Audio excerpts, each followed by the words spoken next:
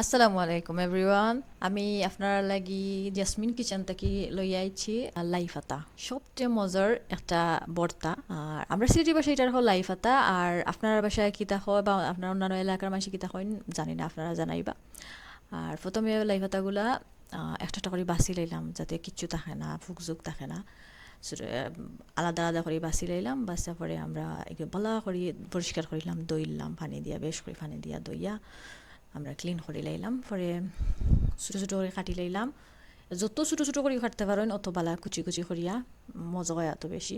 এরপরে আমরা কাঁচা পেঁয়াজ আছে না, কাঁচা পেঁয়াজ আমরা কাটিয়ে লাইলাম। কাটিয়া আমরা এবারে বারিক বারিক করিয়া কাটিয়া, ছোটো ছোটো করিয়া কাটিয়া রাখলাম। পরে আমরা ভর্তার দেওয়ার লাগি সব কিছু ইনগ্রিডিয়েন্টস এখানে করলাম। যেমন কাঁচা মরিচ বা শুকনা মরিচও আপনারা দিতে পারেন বাজিয়া, খুব বেশি মজা হয়।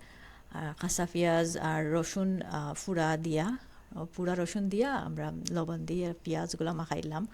মাখানি পরে আমরা খুব বালা করি মাখাইলে বেশি মজা হয়, বুঝছেন? তো বালা করি আমরা একখানা করিয়া মাখাইলাম। মাখানি পরে তো সবগুলা ফাতা মিক্স করে লাইলাম। আর সরিষার তেলও একটু দিলাম। সরিষার তেল লাই ভাতত দিলে সেই মজা লাগে, আপনারা ট্রাই করে দেবা সরিষার তেল। আর বাদে একখানো মিক্স করিয়া বলা করিয়া মানে জোর দিয়া মাখাইতে হইব। যত বেশি জোর দিবা, যত সুন্দর করে মাখাইবা, অত খাওয়াত পরে মজা লাগবো।